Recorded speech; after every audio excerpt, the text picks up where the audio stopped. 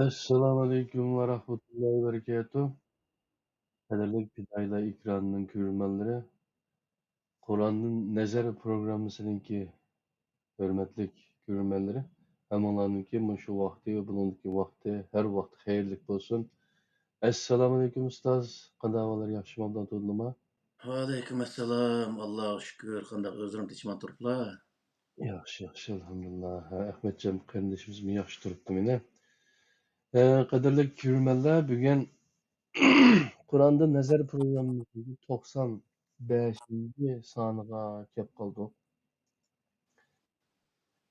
Buningda Qur'on bilan aramızdagi to'solg'ular to'g'riliq so'zlashmoqchi. Qisqacha bir mazmunni men o'qib o'tay. Qur'on bilan aramızdagi to'solg'ular. Qur'onning o'zgartirilishi imkonsizlikdan paydo bo'lgan qurshov elish hiyilasi din dushmanlarining eng unumli taktikasiga aylangan. Şoňa Qur'ondan uzoqlashtirish, Qur'on bilan aramizga davollarni paydo qilish, bedellarini ig'irlashtirish va qiyinlashtirish orqali voz kechtirish qatorliqlarning hammasi Qur'on bilan aramizdagi to'solg'ularning jumlasidandir. Siz bu haqda nimalarni o'yladingiz? Qandoq to'solg'ularga duch keldingiz? Qur'on bilan bevosita aloqa qilish imkonsizmi? Bu haqda nimalarga muhtojmiz? Qandoq hal qilamiz? Mavjud to'solg'ularning qaysi normal, qaysi binormal, dushmanning qasdi?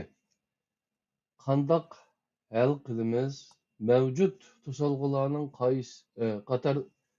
qandoq hal qilamiz qatorliq mazmunlar mana bugungi Qur'onda nazar programmamizning 95. soni. Ustoz Kerem Zahiri bilan birga bu to'g'riliq suhbat elib boramiz. Qanday ahvollar ustoz? Yaxshi abdumtullah. Allah'a şükür özlerço. Yaxshi. Endi shu 95, buni 95. programmamiz bo'libdi. Hmm. Shu boshdan oyoq biz boshqa bir narsa demadik, shu Qur'on to'g'rida gap qilyapmiz endi shu. Xalqimizga Qur'onni tushuntirish uchun tirishyapmiz. Endi men hozir so'zlagan so'ralgan savollar endi shu har qanday bir musulmon, har qanday bir Uyg'ur o'zi so'z bo'lgan savollar.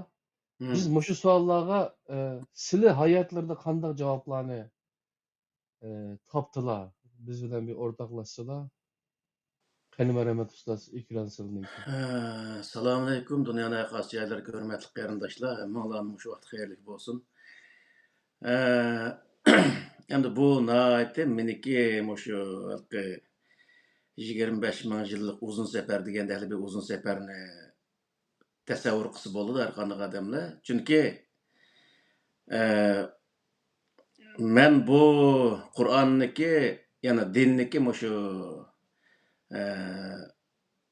qalaymaqam bo'lib ketgan shu manbalarning ichidan eng oxiriga kelib Qur'oni Karimga kelib to'xtab, Qur'oni Karim orqali masalani hal qilish prinsiplarini bilgichlik jarayonim nihoyatda qiyin o'tgan. Chunki men o'qigan, keyingi shu O'rta Osiyoga chiqib, O'rta Osiyoda 8 yil turish jarayonlarimda asla men bunda xalqi bir yordam qiladigan bir manbaning o'zini tep bo'lolmagandim. Faqat menga yordam qilgan narsa nima degan vaqtda, o'qigan vaqtida shu qog'liqda o'qiyotgan vaqtida Tafsir Tantaviy degan bir tafsirni o'qigan. Undan keyin shu Al-Muhaziratul Islomiyya degan bir kitobni shu shu zamonaviy olimlarniki, shu yangi zamon fanniy olimlarniki yozgan kitoblarini, limaza ta'akhkhara al-muslimun va limaza taqaddama g'ayruhum va fi yadihimul Qur'on degan ash kitoblarni o'qish jarayonlarida musulmonlarning oxir qilish sabablari, ularniki shu diniy sohadagi masalalarning o'zini, diniy soha emas, masala zaten har qanday sohani asli hal qilish kerak din. Ammo ashniki hal qilolmayotganlik jarayonlarini meniki shu taxminan 35 yillik hayotim ashuna bo'lib ketdi desam bo'ldi. Hozir shu iznishda ketayotgan bir odam. Muşu jarayonlarda nihoyatda qiyin kunlarni boshdan o'tkazdim endi. Men Sahoisniki 5'ini o'qigan, faqat Ibn Majini o'qimagandim. Ibn Majini mushu vatanning sirtiga chiqqan vaqtida Al-Qur'on degan bir torbat bo'lgandi. Aşnada Sahoisda hammasi bordi. Shundan ko'rdim.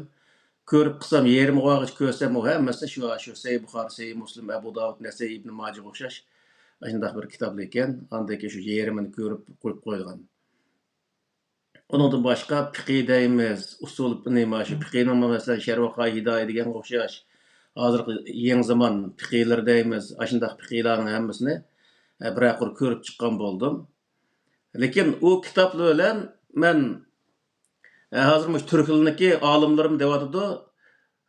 Bulup Mustafa Öztürk'niki degan gaplarda mushu u qulluq davridagi misol shu nimalar fatvolar hozir qandoq uni ishilta olamiz. Misol u zamondagi chiqqan misol 1000 yil burun chiqarilgan shu narsalarning o'zi hozirgi zamonga to'g'ri kelmaydi degandek shundaq gaplarni qilishlar bor. Hamda bu yerda masala nima degan vaqtda Qur'onniki shu prinsip her masalaga yoki her bir manbaliga bir qo'yilgan bir prinsipning o'zini bilmaganga qadar insonlar hech bir zaman masalani, ya'ni jamiyatdagi masalalarni Qur'oni Karimga selish orqali hal qilish metodini bilolmaydi yoki hal qilolmaydi. Misol nurg'un olimlarnikini tinglab ko'rmanim qilsam shu zinoga o'zi jazo va tajovuzga jazo yo'q. O'g'irga jazo va bulangchiga jazo yo'q. Deganga o'xshash shuni qanday hal qilib bo'ladi? Misol o'zi demakki Qur'oni Karim hammaga o'zi nima javob berib bo'lmaydi buni degandek ashtaq bir narsalar bor. Ammo Qur'onda nima deydi degan vaqtida jinoyatni ikkiga bo'lib, yeniq jinoyat, og'ir jinoyat qatorida ikkiga bo'lib muomala qiladi. Yeniq jinoyatlarga zaten jazo shu yeniq bo'ladi. Qur'onda bima kasaba degan o'zi iborani keltirdi. U yerga bima degan kelimaning o'zimi ash qilgan jinoyatiga loyiq jazo berildi degan ma'noni bildirdi. Ama shunga o'xshash bu masalalarni bilish uchun o nurg'unlagan ashundaq kitoblarni o'qib, o tafsirlardan masalan Qozi Bayzaviy deymiz, shu nima Safvat tafsir deymiz, Ibn Kasir deymiz, onun boshqa shu tafsir Kashshaf deymiz, shunga o'xshash o tafsir Jalolayn, tafsir Kamolayn o'qib qolsin. Shundaq o'zi jiq tafsirlarni ko'rib qildik, lekin jamiyatdagi, ya'ni hozir bo'layotgan, oldimizda bo'layotgan jamiyatdagi masalalarni hal qilish usullarining o'zini hech bir kitobda uni topolmadik. Sababi nima degan vaqtida burunqi bir jamiyatga berilgan javob, masalan, shu Sharh-i Hidoya deymiz, shu kitobdagi javoblar burunqi 1000 yil burunqi jamiyatga berilgan javob bizniki diniy olimlarimizning hammasi shu zamondagi berilgan javobni hala hozir fatvo qilib ishiltib kelyapti. Dunyoning hamma yeriga shu fatvo deb shu bir tal narsani o'zini hamma yerga so'rab yurdi misol. Ammo o narsa hech bir zaman insonlarning azroqli kallasi ishlagan insonning kallasidan o'tmaydi misol. Shuning uchun bu yerdagi narsa nima degan vaqtida shu hozir qo'yilgan savolning o'zida Qur'onning o'zgartirish imkonsizligidan paydo bo'lgan qo'rshav elish yelisi din dushmanlarining eng unumli taktikasiga aylangan degan shu so'zning o'zida nihoyatda cho'nqur bir narsa bor. U nima degan vaqtida Arablar o'ziniki Qur'oni Karim tushishdan burun o'zining urf-odatlarida insonlarni jazolab kelgan jazoning o'zini keyingi zamonlarda diniy jazo, islomiy jazo yoki bo'lmaydi, shunday bir jazoga aylantirib, shunday jazo berib kelgan. Shuning uchun bu Qur'onning sirtida yana bir tom paydo qilib qo'yildi. Qur'onni qo'rshab qo'ygan bir tom paydo qilib qo'yildi. O Qur'onning o'zini nihoyat ulug'lab, u deganning o'zi alamat ulug' kitob, u degan Allohning so'zi, uni qalaymagan o'zi ma'nosi saq bo'lmaydi, qalaymagan tushunishga bo'lmaydi, uni o'zi faqatla mufassir olimlar tushuntirish kerak yoki bo'lmaydi payg'ambar tushundirgan bo'yicha tushunish kerak deganga o'xshash nurg'unlagan shunday fatvolarni atrofiga aşındaq özü tiziş arqılıq o Qur'an-ı Kerimge yaqin kelgil olmaydigan mundaq bir holatning özünü şekillendirip qo'ydik. Bizmi zaten buncha yo'la uzoq yil ketishning sababi nima degan vaqtda bir tarafdan qo'rqib yaqin ishkirlab kirib ketolmay qolgan vaqtlarimiz bo'ldi misolda. To'xta, mushundaq oyatniki mush kelimalarning mazmuni qaragan chog'da Qur'ondagi oyatning o'zi mandaq ma'no ifodalaydi. Aslida deb shundaq bir ma'noni biz aşağıdan o'zi bir chiqargan bo'lsaqmi, lekin uning qilgan tafsir, uning berilgan o'zi Qur'onning sirtidagi fatvolarga bir kichigimizni tortib ishinib kelgan bo'lg'achqa, uni darholligi kallamizni cho'rib etib bo'lolmay, yanada ashunga kallamiz o'zi nim qilib to'xta, kitobda anda bo'lgandan keyin bu men shuning o'zini yaxshi tushunmay qolgan bo'lishi mumkin degan o'xshash bundaq narsalar paydo bo'lib, uning o'zini ayndaq hal qilish jarayonlari uzunga ketgan.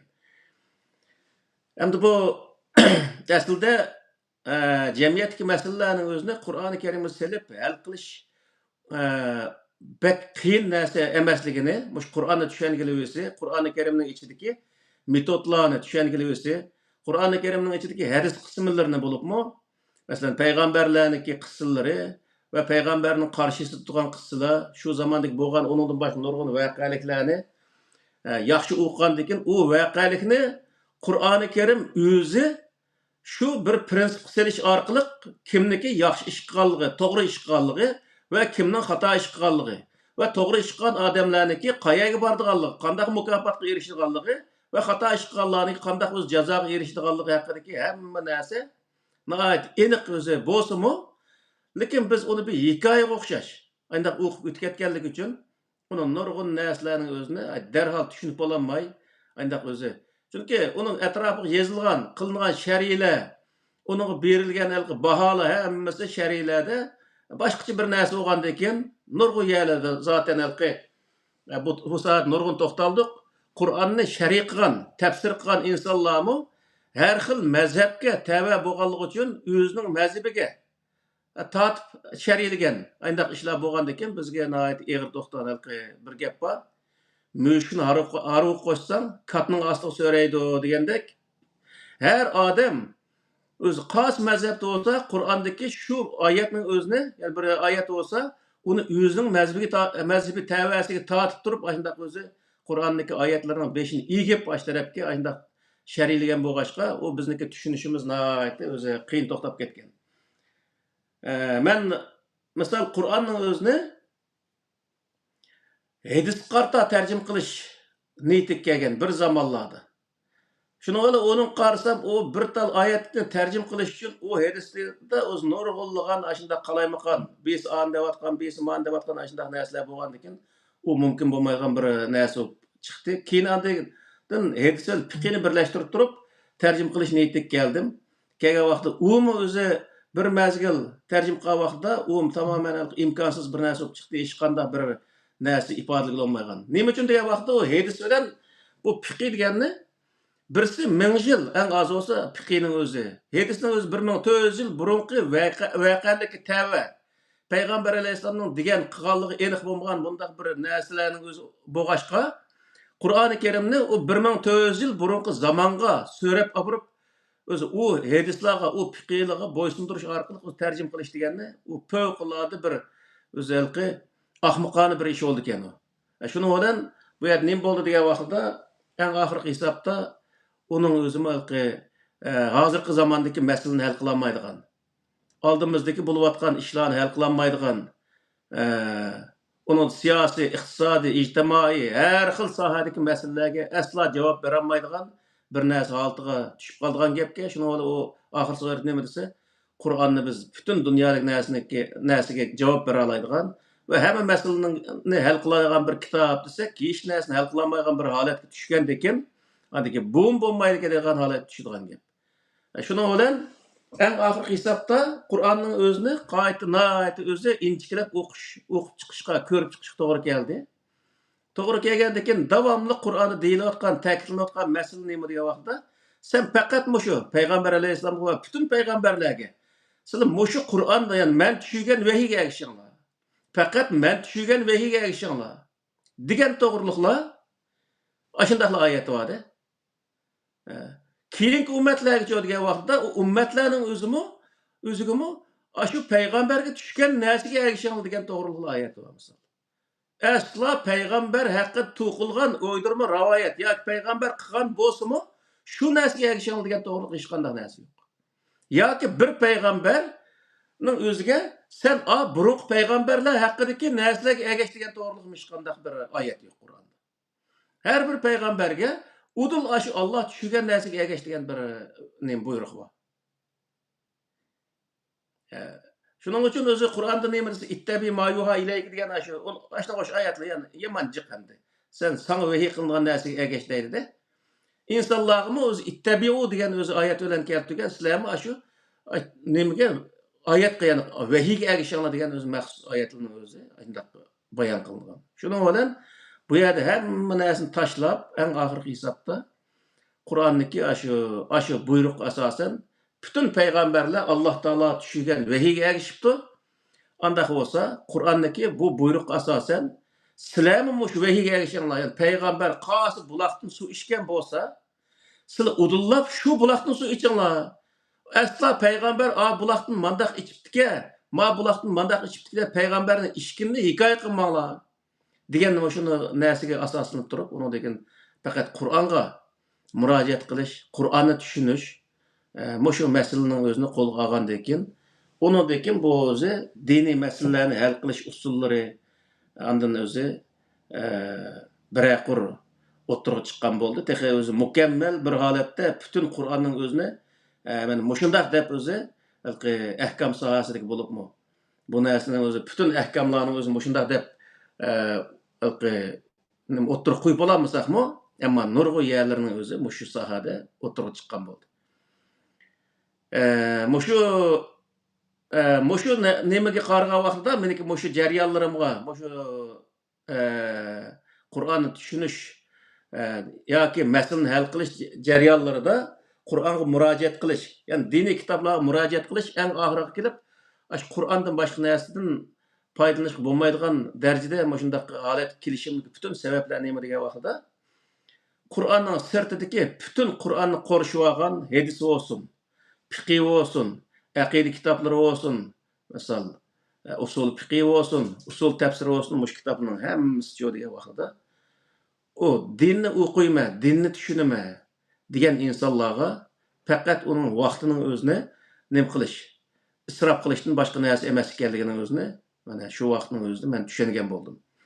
Shuning uchun bu Qur'onning nazar mush programmasining o'zida nurg'un qatam dedik qarindoshlarga.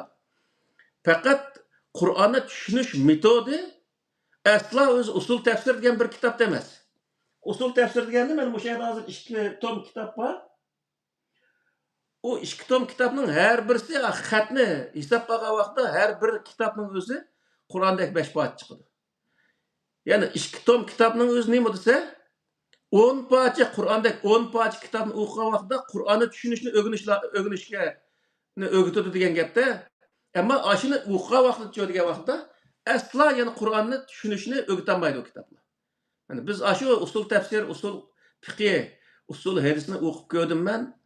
O kitobni o'qib bo'lgandan keyin asla Qur'onni tushuna olmaydigan holatga kelgan gap. Buni o'zim men eng oxirgi hisobda qandoq o'zi xulos chiqardim degan vaqtda bir kichikning o'zini ikki qo'ldan tutib per piqirtib shu 15-20 piqirtib o'zi qo'yib qo'ysak, daldanishib o tarafga o'sib o'zi yiqilib tushganga o'xshash, shunday qilib qo'ydi insonlarning o'zini. O kitobni o'qigan inson paloni mazhab anda degan, pustani mazhab anda degan, pustani Fukuni olim manda degan, pustani olim manda degan, butunlay shu olimlarniki, mazhablarniki shu oyatga bo'lgan qarashlarning o'zini o'tirib qo'ydi. Qo'ygandan keyin u o'qigan odam cho'disa, hamma qarashni o'qib, u o'qigan oyatning o'zi ya o'zi lag'man emas, ya so'man emas, ya ko'maydi polo emas, hech qanday narsaga baho berolmaydigan bir narsaga aylanib qoladi. Shuni u odamdan so'rasa, bir odamdan falon oyatniki ma'nosi nima yoki u oyat nimani maqsad qildi desa, bu oyatni falon olim anda debdi, puston olim manda debdi, Fukuni mazhab manda debdi, puston mazhab manda debdi. deb shu o'zi o'qigan shu hikoyaning o'zini ashar so'zlab berdi. Endi siz mushu paloni masalaga Qur'ondagi mushu oyatni dalil qildikan, mushuning qartasiz qanday qaraysiz desa, yana ash hikoya so'zlaydi. Palon oyatni pustani olimning o'zi ya pustani mazhab ash masala qarta mandaq debdiki, ya andaq debdiki deydi. Asla o'zining kallasida uning qarta hech qanday bir tushuncha yo'q.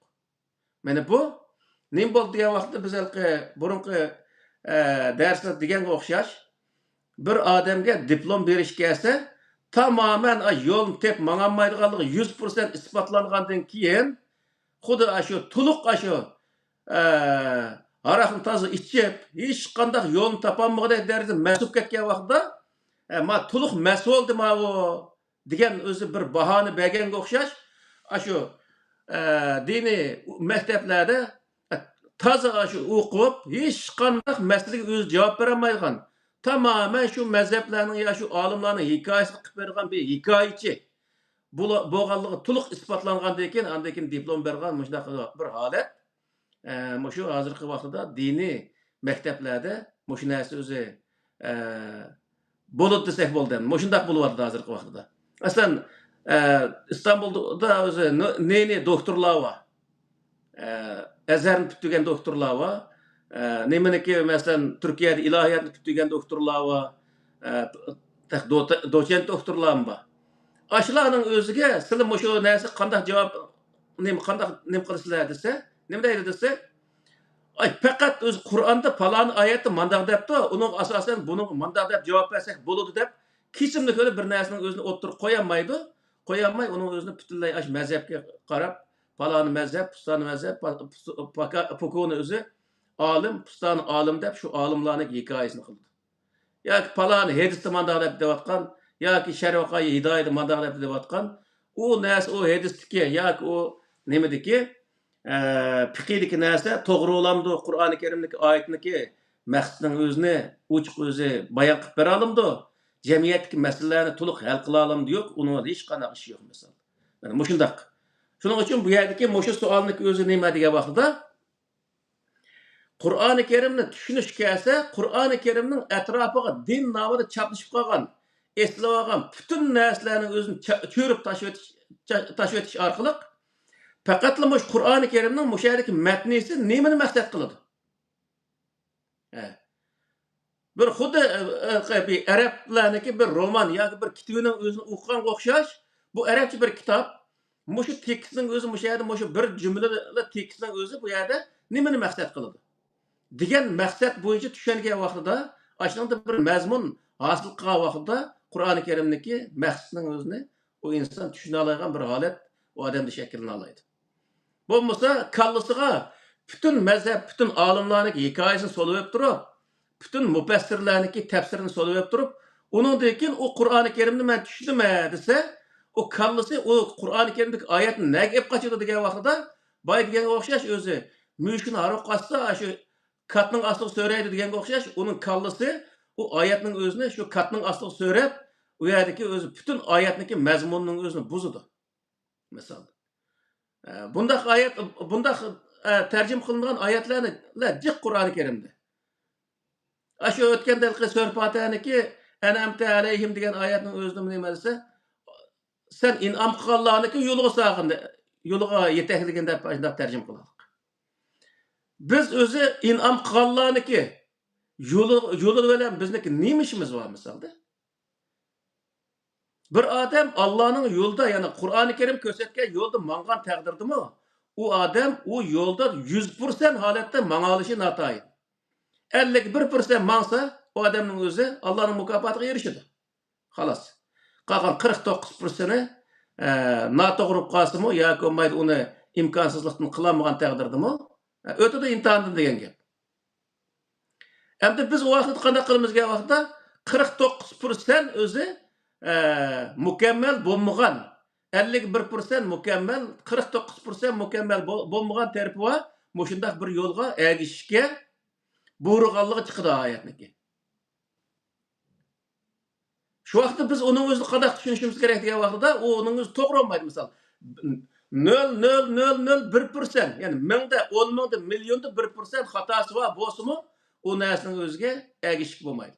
100%, ya'ni %100% to'g'ri bo'lishi kerak u. Allohning kitobi u vaqtda 100% to'g'ri bir kitob.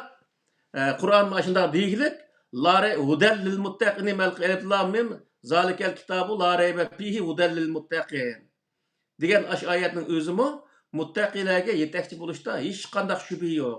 Yani 100% to'g'ri bir kitob deganlik bo'ldi. Shu vaqtda bu yerdagi narsa nima bo'ldi degan vaqtda biz u Qur'oni Karimga ergashgan odamlarning yo'li emas, shu odamlar ergashgan hidoyatga ergashish. Qur'oni Karimdagi maqsadi bu. Yani peygamberler olsun, salihinler olsun, muttaqiler olsun, kim bo'lsa ergashgan kitap nima desa, Allohning kitobi bo'lsa, aş odamlar ergashgan kitobning o'ziga, originaliga berib ergashish, shuni o'ziga yetakchi qilib tutish, bu Qur'oni Karim, ya'ni Alloh taolo bizga buyurgan, Qur'oni Karim orqali buyurgan bir kitob ekanligini men bu yerda tushunib oldi. Shu vaqtda o inson nima degan vaqtda Qur'oni Karimning sirtiga chaplashib qolgan butun o'zi axlatlarni supurib tashlab, Qur'oni Karim bilan o odamning o'tirisiga to'sal bo'lib qolgan narsalarni butunlay supurib tashlash orqali faqat Qur'oni Karimning matnisiga eslashga to'g'ri keldi. Matnisiga eslgan vaqtda o odam o'zi o tarjima qilishni bilsa, misol arabchani yaxshi tushuna oladigan, arab grammatikasini yaxshi biladigan shunday odam bo'lsa, o vaqtda o Qur'ondagi oyatlarning o'zini tushuna oladi, undan bir jamiyatdagi masalalarni hal qilish prinsiplarini bila oladi. Misolda, oxirida nima qila oladi degan vaqtda, oxirida o odam o'zini qanoat qila oladigan va boshqalarni qanoat qilgudek darajada, boshqalarni qanoat qildira oladigan darajada bir o'zi hukmni Qur'oni Karimning shu prinsiplariga asosan, buningdagi bu maslik qarta Qur'oni Karimning shu prinsipiga asosan hukm mandaq deb o'zi hukmni chiqarib bera oladi. Peygamber Aleyhisselam'daki hüküm çıkarışındaki sebep, çıkarışındaki bütün asas nerede diye vaqtda Peygamber Aleyhisselam şu Kur'an-ı Kerim'deki prinsip asasen ma siniki maya to'g'ri, ma u xato, siniki ma qilgan ishing qarta manchilik jazo keladi yoki mandaq o'zi jazoning eg'ir yenikligi ashuni qarta chiqargan hammasini nima degan vaqtda Qur'oni Kerimdagi prinsipni yaxshi tushungan va Qur'oni Kerim shu prinsipga jamiyatdagi masalalarni yaxshi tatbiqlash orqali buniki eg'irligi mayagichilik, eg'ir yenikligini mandaq o'zi o'ttirib qo'ya olgan. Shuning uchun bu yerdagi eng muhim nuqta nima degan vaqtda kallasdagi butun din degan narsalarning o'zini butunlay supurib tashlash orqali faqat Qur'oni Karimning ichidagi mazmunni kallasiga o'zi nimqa vaqtda, qaçılgan vaqtda, o vaqtda Qur'oni Karim ko'rsatgan dinni qaçılgan bo'ladi. O Qur'oni Karimdagi prinsiplar orqali onundakin jamiyatga har qanday masalalarga javob bera oladi. Misol. Jiqaroq so'zlanib ketdi, lekin shu hozirgi ma'nodagi imkonsizligidan paydo bo'lgan qo'rshovga elish hiyilisi deganning o'zi hamda bu yerdagi narsa nima degan vaqtida hadis to'g'ri to'xtalish to'g'ri keldi. Bu yerda hadisning o'zi Peygamber Aleyhisselam vafot bo'lgandan 250 yil keyin yozilgan bo'lsa-mu, lekin uning paydo bo'lishi biroz burun 150 yil atroflarida, ya'ni yoki bo'lmaydi Peygamber Aleyhisselamdan 70-80 yil keyin misol o'sha rivoyatlarga yoki rivoyatlarning paydo bo'lish jarayonlariga qaragan vaqtida Umayya sulolasi qurilib, shu 50-60 yildan keyin rivoyatchilik biroz boshlangan degan shunday narsalar bor. Bu nima degan vaqtda Umayya sulolasi o'ziniki shu davlatning o'zini tutib turish uchun Peygamber Aleyhisselam an degan, Peygamber Aleyhisselam ma'ni degan deb ba'zi oyatlar o'ziniki shu qilgan ishlarga to'g'ri kelmaydigan bo'lsa, uni to'g'rilash uchun onun nasih mansih oyunu oynaydigan qarta ashundaq o'zi rivoyatlarni to'qish orqali shundaq o'zi Qur'onning sirtiga insonlar bilan Qur'onning orasida shundaq o'zi sepil paydo qilgan, to'salg'i paydo qilgan.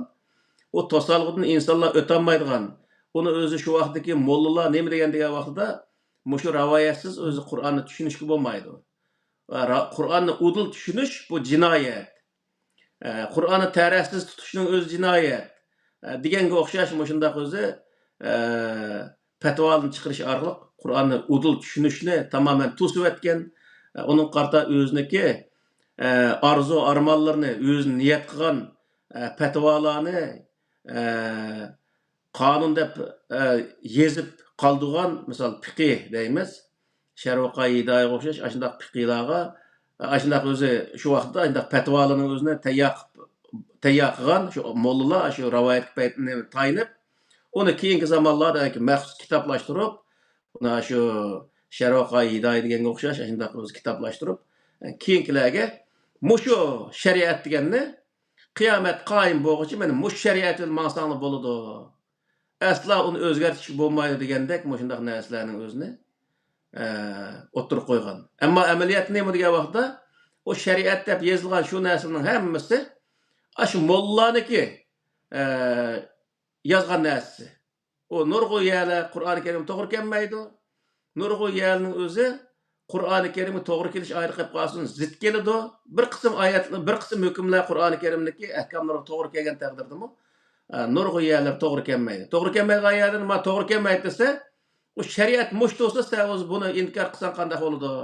Inkor qilsan sen murtad bo'lsa, murji bo'lsa, kafir bo'lsa, besh batma uningga qalpoqlarni kiygizish orqali insonlarga boshqa bir narsani o'ylash va to'g'ri bir hukm chiqarish bir nemisning o'zini uni kalla ishiltish o'xshash bundaq narsalarning o'zini tamoman cheklash orqali uni qalpoq kiydirish orqali shundoq o'zi yo'llarni tutgan. Hozirgi diniy olimlarning mesh qandaq bu ishning o'zi qachon degan vaqtda o payg'ambar alayhisolamdan keyinla bo'lgan ish emas. Bu butun payg'ambarlarning zamonasida payg'ambarlar qarshi turgan mushriklarniki qilgan ishning hammasi o'xshash. Mushriklarning hammasi o'ziniki degeniga to'g'ri kelmasa, buning o'zi murtad, murji degandek nurg'ulg'an bu sarang deganga o'xshash o'qimagan, qarqo'saq deganga o'xshash nurg'ulg'an shundaq fatvolarni chiqarish orqali millatga sat ko'rsatib, uning inovatini tushirish, undan o'zi uning gapini haqiqiy inovatga olmaydigan shundaq qilish uchun bundaq o'zi harakatlarni qilgan.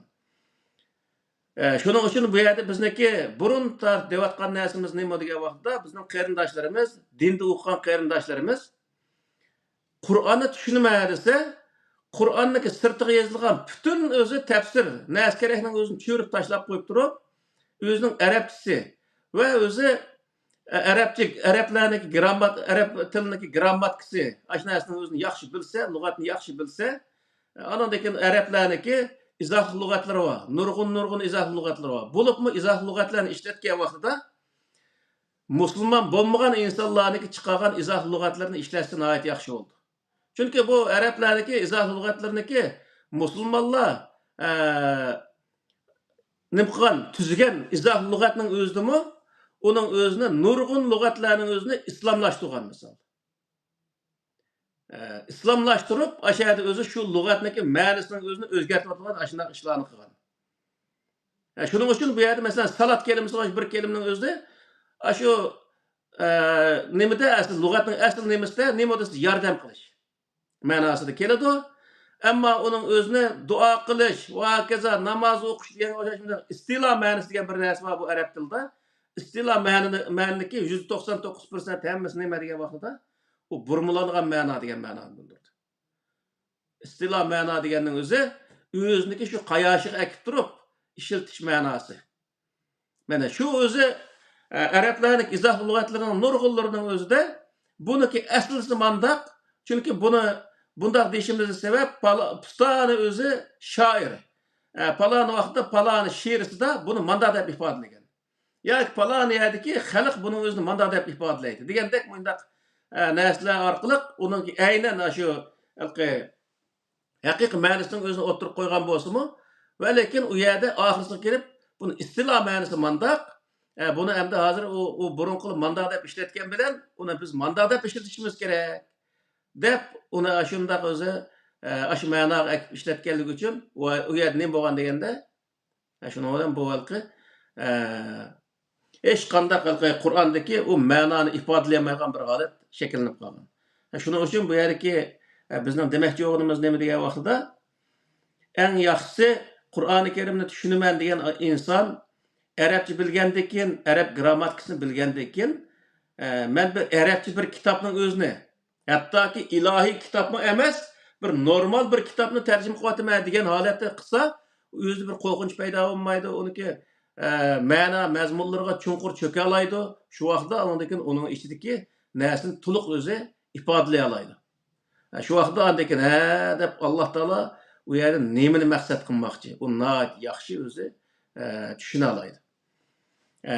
Bu yerda Qur'onning atrofini qorishib olgan narsani ham yig'inchoqlagan vaqtida nimaga berib taqildi degan vaqtida fiqh bo'lsin, usul fiqh bo'lsin, mazhablar bo'lsin, qilingan tafsirlar bo'lsin, shu narsalarga diqqat qilish lozim. Rasman shu Qur'ondagi shu oyatini haqiqiy ma'nosini o'zini ifodalay oldimi shu narsa yoki ifodalay olmadimi? Bunga diqqat qilish lozim. O sharhni qaramay turib shu birinchi qadamda shu nimaning o'zini, shu yerdagi bir jumla oyatning o'zini yaxshi o'zi nima qilish lozim. Nima qilish hamda nima deymiz buni? Yaxshi tushuncha hosil qilish lozim. Onundan keyin bir oyatni topsa, shu oyatga munosabatli butun oyatlarni yig'ib shu yerda onundan keyin unga bir xulosa sifatida butun oyatning mazmuniga asosan bu yerdagi bu oyatning maqsadi mandaqga degan vaqtida hech qanday bir odamga, bir mollaga yoki hech narsaga ehtiyoj kelmaydi. Chunki Qur'onda ikki xil usul bor. O ikki xil usulning bir nima degan vaqt tafsil bayon qilish. Yani birisi tafsil o'zi tushuntirish, birisi birisi tafsil bayon. Birisi bayon bilan, yani birisi fusilat degan o'zi tafsillashtirish o'zi nimasi bilan bundaq o'zi keladi. U yerda misol sura nimaniki ma shu Baqarning 5-idimi zalikal kitob la rayba nima la rayba fihi hudal lil muttaqin degan vaqtda muttaqinning oxirisidagi shu va bil oxirathum yuqinun g'o'g'ishlik hammasi muttaqiniki tafsiloti.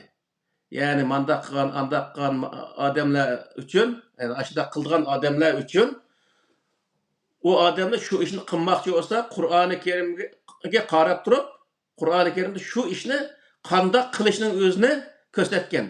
Shu bo'yicha qilgan vaqtda o odam to'g'ri qilgan bo'ladi deb ashada o'zi nihoyatda yaxshi bayon qiliqliq tafsili. Shuning uchun her narsaniki tafsilotni ham bilish lozim. Qur'onda bu soat nihoyat kam. Misol bir azobning o'zini odatda nima qismi ularga mandaq nima Bani Isroilniki shu nima Fir'avnniki nimalar tarafdan chekayotgan azoblar haqida tushuncha bo'lgan vaqt tushundigan vaqtda shuni bayon qilgan vaqtda ular sizlarga nihoyat qattiq azob qilyapti deb bayon qildi-da. Birinchi o'zi uni ashtaqnim qildi.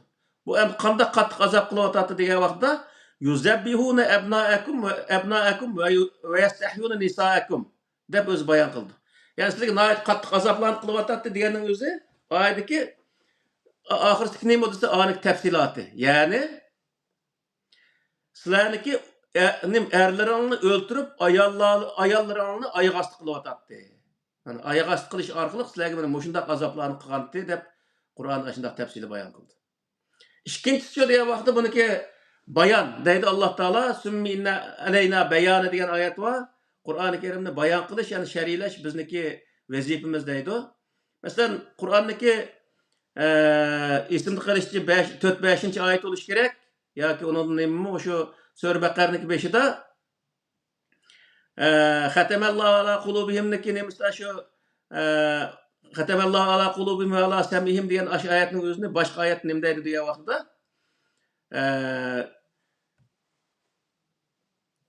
yani ahli turib o'zi nima qilmagan, bir narsaning o'zini his qilmagan, quliq turib uning o'zini to'g'ri anglamagan, yana aql ko'zi bilan anglamagan, aql ko'zi bilan ko'rmagan mushundaq odamlarning o'zini Alloh taolo summun bukmun umyun deb o'zi bayon qilganligini ko'rsatdi. Yani buning o'zini tarjima qilgan vaqtda aynan so'zma-so'z tarjima qilib qo'ydik misol. Ular nima summun bukmun umyun deganning o'zimi gacha shu bir narsani ko'rmaydi deb lekin shunday tarjima qilib qo'ydik. Amaliyotda u odamlar anglaydi, ko'radi, bir narsani his qiladi. Ammo his qilmaslik sevilish yoki u narsa to'g'ri bo'lsinmi, to'g'ri narsaning o'zini lekin to'g'riligini e'tirof qilmay turaverishdan iborat shundoq o'zi xislat. Buning o'zini bizda nima deydi? Xufsallik demda uni. Cahillikmi? Xufsallik, ya'ni Ha. xufsallik qilib, o bir narsani anglasin, anglamaslikqa, ko'rsin, ko'rmaslikka, bilsin, bilmas sevagan insonlarni Alloh taolo gaz-gacha qarg'i deb o'zi bayon qiliqliq. Uni boshqa oyatlarda ochiqanda bayon qiliq. Shuning uchun bu yerda nima degan vaqtda diniy olimlarimiz bir narsa ashtax yerda bo'lsa, ko'z ko'rayotgan odamni qarg'i deyish, kallasi ishlayotgan odamning o'zini bir narsani bilmaydigan odam deyish, bu o'zi aql mantiq to'g'ri kelmaydigan narsa. Ammo Qur'onda shunday oyat chiqqan vaqtida uni boshqa yerdagi oyatlar orqali aslida bu mandaq degan gapga. Biz bu kallasi ishlab turgan odamning o'zini bir savolni so'rasak javob beramiz, döt deb qolamizda. Döt deganing o'zi u ishni bilmaydigan odam degan ma'no chiqadi aslida. Yoki jahil narsa asosan deb qolamiz.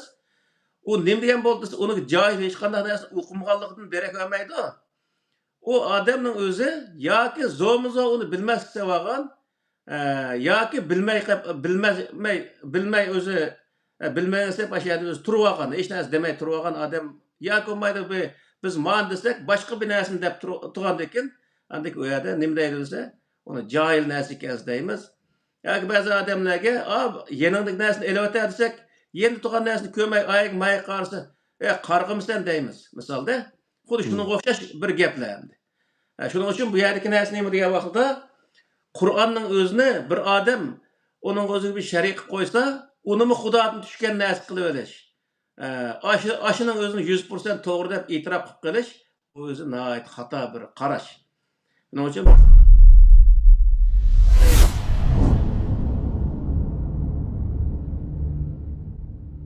bulvagan shu narsalarni biz o'zi cho'rib tashlab o'tib, Qur'onga udul berib murojaat qilishimiz va Qur'onni udul tushunishimiz nihoyat muhim.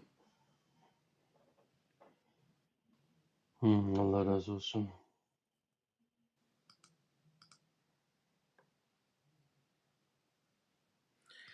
Ondan keyin buniki yana bir tarafi bor. Qur'onni tushunishga to'salg'i bo'layotgan. Uniki birsi misol bir odam Qur'onning o'zini to'g'ri tushunadigan bo'lsa-mu, uning o'zini bazaga soladi xalqning o'zi. Bazaga solib, uni qanchalik odam to'g'ri deyapti, qanchalik odam xato deyapti. Mushunga soladi, odamlarniki uni o'zi qo'llayotgan odamlarniki oz ko'plikka asosan uni to'g'ri xatoligini nim qilish, to'g'ri xatolikka baho berish o'xshash bunday ahmoqona bir ish bor. Mesela Peygamber Aleyhisselam zamanında Peygamber Aleyhisselam Kur'an'ı okuyan vaxtida nurgun adamlar onun özü bay diyen okşaş onun doğruluğunu bilsin o bilmezse aldığan aydak adam nait köptü. Yani 90% desek boludu aydak boğandı. 90% adamniki onun özü ergeçmey turu edişi o Kur'an'daki hatalığıdın Peygamber Aleyhisselam o hakkı devatkan Kur'an'daki hatalığıdın emez. O yerdeki neresi neyim o diye vaxtida insanlar biz ata-bobamiz ergişip kelgan, tutib kelgan yo'lga ergişimiz. Yoki ko'pchilik mangan yo'lda biz mangimiz deydigan shunday o'zi qarg'ularcha bir yo'l tutish mavjud bo'lg'achqa insonlar mana mush yo'lga ergishib to'g'riga o'zi to'g'ri usul bilan ergashmaydigan bundaq narsa paydo bo'lib ketishlik. Shuning uchun bu yerdagi narsa nima degan vaqtda har odam o'ziniki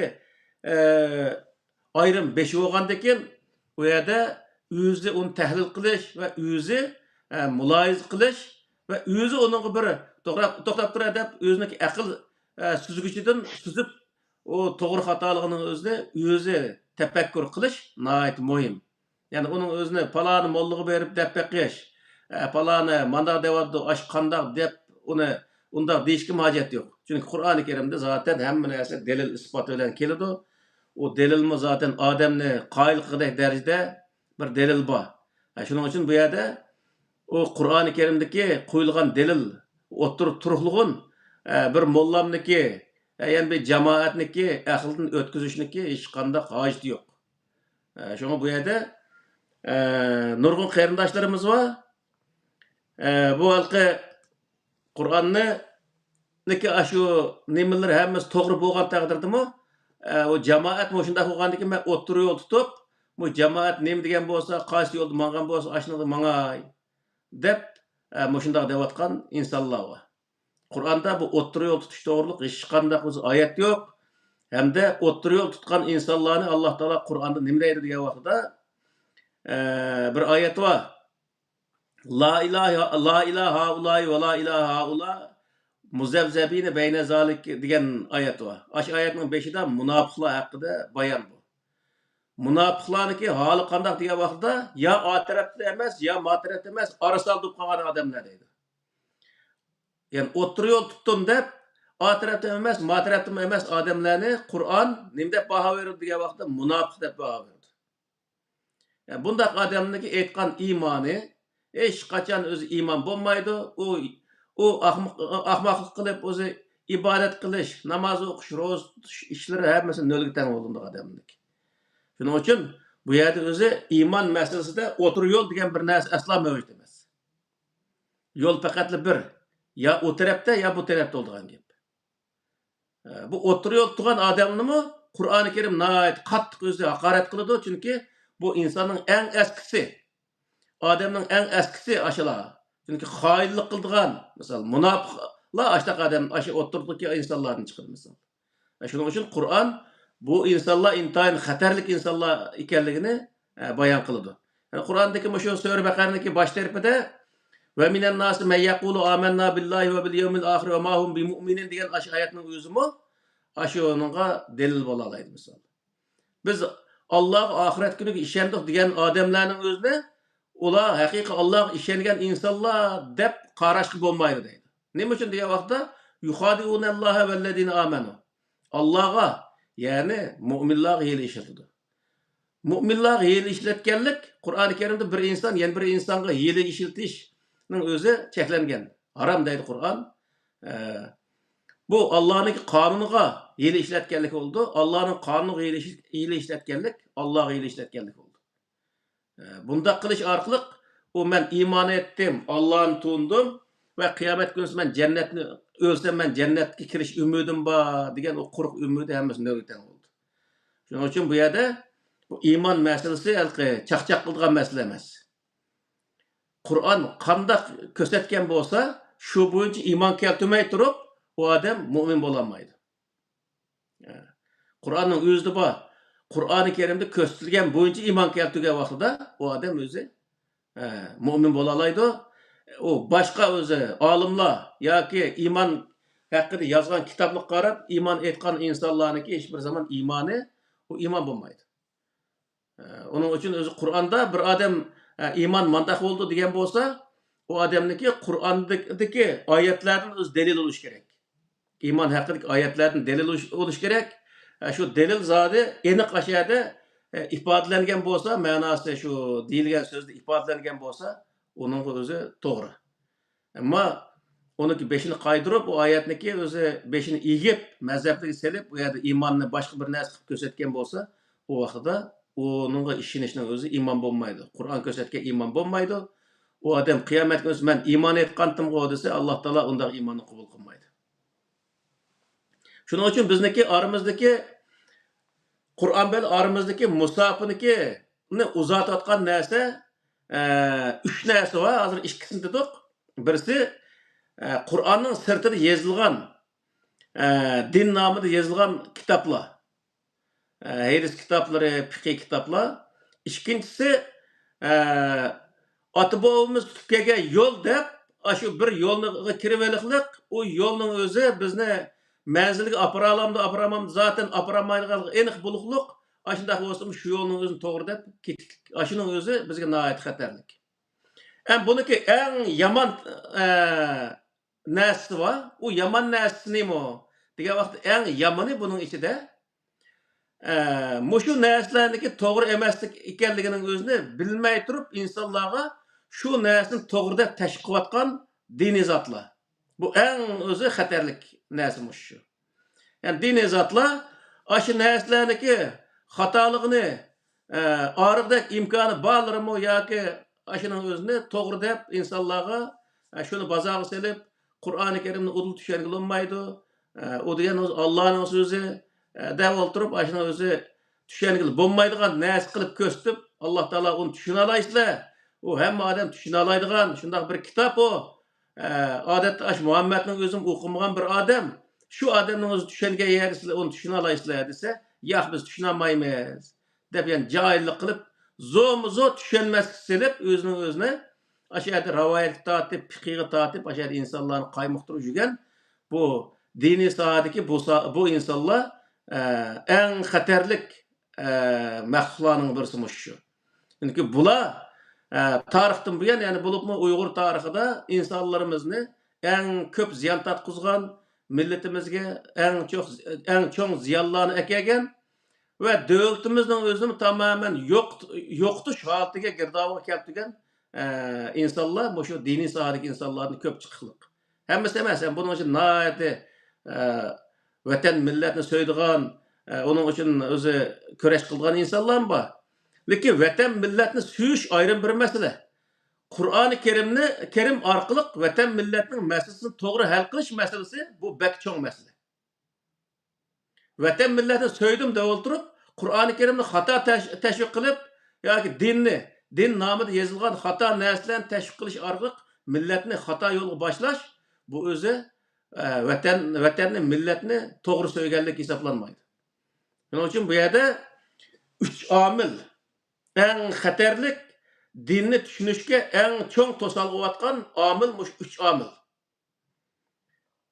Yani din hakkında yazılgan dini doğru kelmeydigan materyallar, kitaplar. Birinci, ikincisi ata-bobamiz ergişip kelatkan yoki bu köpçülük özü meňiwatgan yollar dep oturup şularning aqsyg ergişip meňiş her adam özünün kallasını işiltişten özü mahrum kılıp özünün kallasını işiltişten mahrum kılıp bu ýerde özü başkalarının kallasına özünün kallasını icara beriş bu naiti özü eğir bir mesele. Bu en çoğ hatalıkның ikinci birisi. Üçüncüsü bizning işimizni umaş kılıp etken onun içinden özü çıkkılı oğuksuz halet keltirip etken näse neymi diye vaqtida aşındaq bütün mezheplerge iman keltirip algan. Bütün mollalarga iman keltirip algan. Bütün öz dini sahada din namıda yazılgan ahlatlarning hemmesi iman keltirip algan insanlar. Bu naiti öz bizi xatarlik. Asla o näsinin özü o nimeniki aşpazning nima xamir emas bu Qur'onniki oyatları. Xalsan onu lagman qilgan, xalsan so'man qilgan, xalsan non qilgan, xalsan sams qilgan narsa emas. O narsa maxsus bir narsani ifodalaydigan narsa. Sen berip onda o insanlarniki amaliy hayotidagi hal bo'lmagan masalalarni ashunday hal qilish orqali insonlarga to'g'ri yo'lni ko'rsatish uchun tushgan kitob. Asla onun özüne bir gün andaq bo'lib qoldigan, bir gün mandaq bo'lib qoldigan, bundaq bir ma'no chiqargan bir narsa emas. Muqim uni ifodalaydigan bir narsasi bor, misol. Shuning uchun bu yerdagi eng cho'ng masala mana shu. Shuning uchun bu yerdagi bizilki rivoyatlarga, fiqhlarga shunday ergashganligimiz uchun, uni ergishing deb tashqiqotgan insonlarniki gapiga ishonganligimiz uchun bizniki urf-odatimiz, madaniyatimiz va nurg'un sohalarimizga daxl tarz bo'lib kelayotgan narsa nima degan vaqtda shu diniy fatvolar. Misol özümüzdeki şunçilik güzel medeniyetlerimiz var. Bir millet başka milletniki medeniyetini, kiyim medeniyeti olsun, tamak medeniyeti olsun, örf-adet olsun, şunun özünü küçürüp ekilip, onu mu din namıda milletke teniş. O millet mi şundak bir millet altı kip kalıqtı ki, bir devanın özü kilip aşağıda, ma'u meni mandak dese, toxtaya var, nim devatsa deydigan mandak insan çıkmak misal. Bir Arapning kiyimini ekilip, muş kiyimni keştek savap olur dese, yoki ma dini kiyim dese, to'xtab turar, nim devatsa, kiyimning mi dini kiyim degan narsa bo'lamdi. Her millet Allah Taala nani yap degan bo'lsa, o'zining shu milliy kiyim bilan shu yerni yapsa bo'lmadimi? Deydigan bir narsaning o'zini diyanmaqliq, diyanmaydigan holat tushib qolliq. O bizniki shu odatda o'qimagan, savatsiz ma diholi bo'lsa maydigo. Ziyali olan insanlar mı var o dese, o ziyalilar mı aşındak bir yer girip kalıqlık.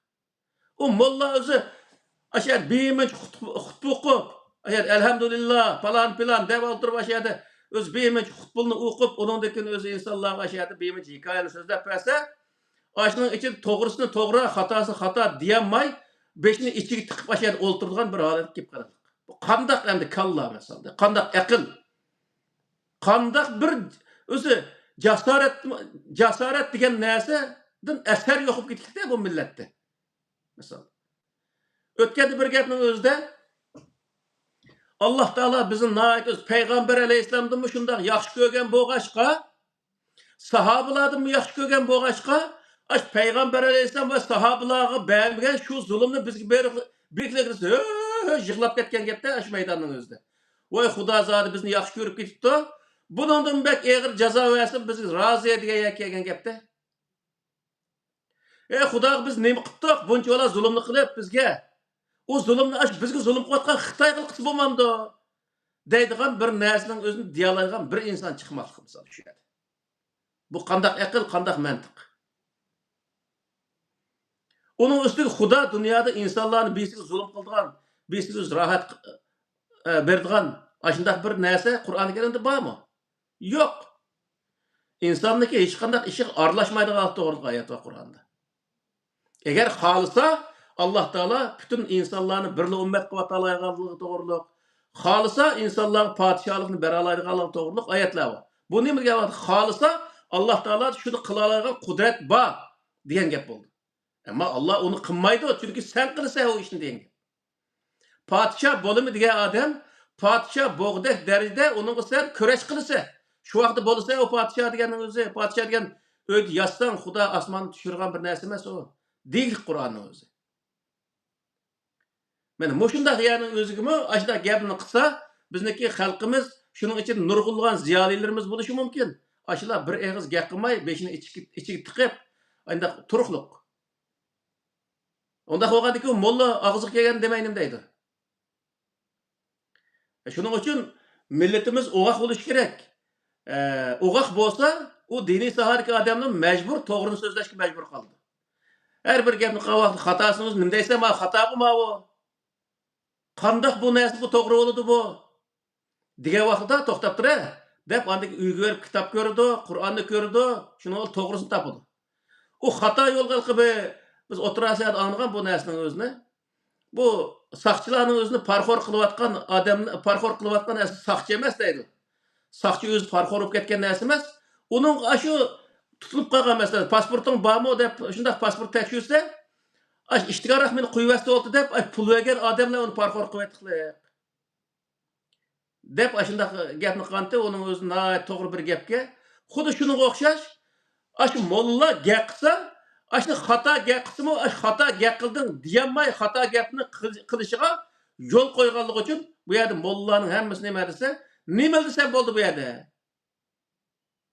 To'g'ri bo'lsin, xato bo'lsin, arabcha 4 eg'iz gapni qilib oxirida ashuna o'zi Uyg'urcha o'zi nima desam, bo'laverdi bu insonlar kalaga o'xshash. Meni oldimda o'zi turaverdi bu yerda. Gapini anglab, deb ashuna ko'rib ketdik. Asla o'zi meniki bu gapimni to'g'ri yoki xato deydigan bir baho berishga bularda unda jasorat yo'q deb uni o'zini u molla biliklik. Shuning uchun bu insonlar nima desa, o yerda o'zi o'kuzdek turgandan keyin uni o'zi qildiganini qilib, deydiganini deb shu yerda o'ziniki shu xato narsaning o'zini millatga yetkazishlik misol. Shuning uchun bu yerdagi narsa nima degan vaqtda Payg'ambar alayhissalom masalan payg'ambar bo'lsa-mu mesela Bedir urushi bo'lgan vaqtida bir yerga tushdi. Bir o'zi Zaykash bir yerga. Hamda o Saudiya Arabiston deganda istiqnoat qattiq bo'ldi. Qumliq tushsa, o qumni teyib minishning o'zi nihoyat qiyin. Unda qo'ygandan keyin payg'ambar alayhisalom mushasal muvofiqmi deb biz Zaykash yerga tushgan vaqtida o nimani bildigan askarlikdan xabar nimalqi, urushdan xabari va urush qatnashib bakkan odamlarning atrofida baki aylama. Shu odamlar, "Ya Rasululloh, Alloh taolo sizni mushaga tushishga buyurdimi? Yoki sen o'zingdagi o'zi ra'yi bilan mushaga tushdingmi?" degan vaqtda payg'ambar alayhisalom, "Yo'q, men o'zimning ra'yi bilan o'sha yerga tushishni qaror qildim degan vaqtda xato bu yerga tushishimiz deydi. Bizniki xalqimizning orasida ashta qadam bo'lish kerak. Bir molla gapni qilayotgan vaqtida molla emas, har qanday odam, mayli siyosatchi bo'lsin, mayli qanday insonlar bo'lsin, to'g'rini demagan vaqtda ma to'g'ri emas deya olish lozim. Bizning oramizda siyosatchilar ashta muttaham bo'lib ketishlik misol. Nima desam, meni to'g'ri degan holat kerakli, shuni o siyosatchilarmi shu deganni qilib, o'sha yerda millatni ahmoq qilgan siyosatchilarmi mavjud hozirgi vaqtda. Mollaga o'xshashlar. Shuning uchun millat o siyosatchilar o'tirdi, siyosatchilar olsun, molla olsun, har qanday odam bir gapni qilgan vaqtda to'g'ri bo'lsa to'g'ri, xato bo'lsa u yerda "ma xato" deb deyish lozim yoki u xato degan vaqtda u so'zlayotgan odam uning to'g'riligini dalil isbotlash lozim. Mana bu vaqtning o'zi nima bo'ldi desa, uning to'g'riligini isbotlagandan keyin u odamni qoyil qilsa, u to'g'ri bo'ldi misol.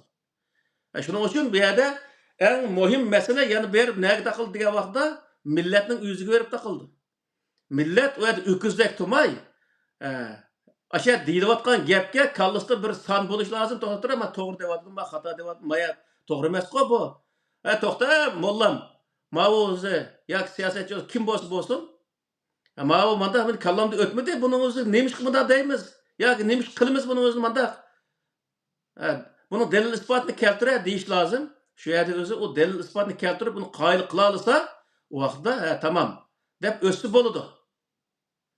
Shuning uchun bu yerdagi meniki yig'inchoqlab mush xulos qatorida bizniki mush dinimiz bo'limi Qur'oni Karimni yaqin keltirmayotgan, yaqin kelsa uni yiroqda deb shunday maylisini ishtirayotgan omilniki eng chong ikki omil uni harakatlantiruvchi kuchniki mush diniy sohadagi insonlar ekanligini men shunday xulosladim.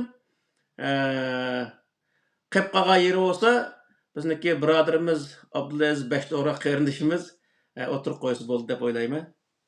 Marhamat. Allah razı olsun. Rahmet ustaz. Naiti yığınçak 3 noktaga hem de merkezleştirdiler. Yeni bir şeyge hem de yeni bir mesele açıyor. Bu Kur'an-ı Kerim'ni acayip mukaddes kitaptır. Bunu acayip ulug'lu etib.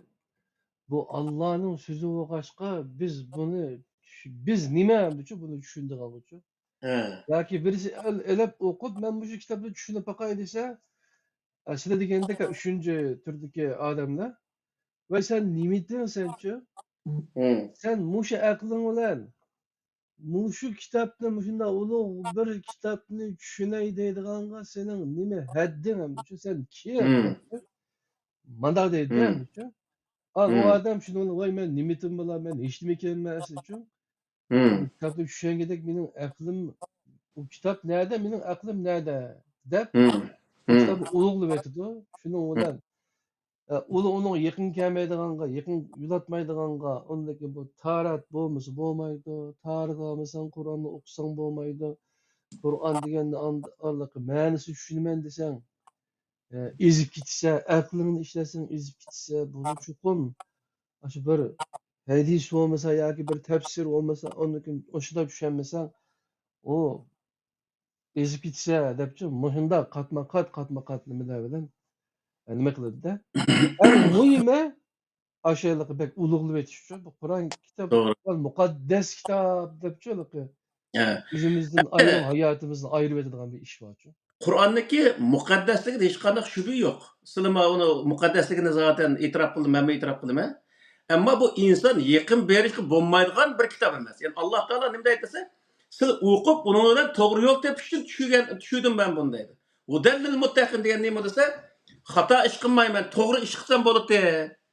Ishimning hammasi to'g'ri qilsam bo'ladi degan odam Qur'oni Karimni o'ziga yetakchi qilsa, u odam nima qiladi? To'g'ri ish qila oladi deb tushunishlik.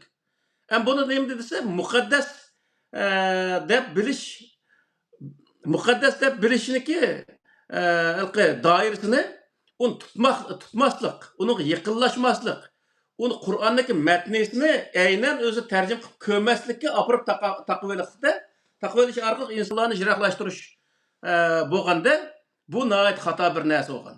Shuning uchun bu yerda hozir siz degandek Biz bu kitaptaki mukaddes yani bir Allah Teala tarafından düşürülgen mukaddes kitap ekanligiga iman keltiriklik, işniklik ve lekin bunu biz udul okup onundan özü mana çıkarışqa bo'lmaydi deb bundaq bo'lgan tushunchaning o'zini tamamen tushirib tashlab etdiqlik.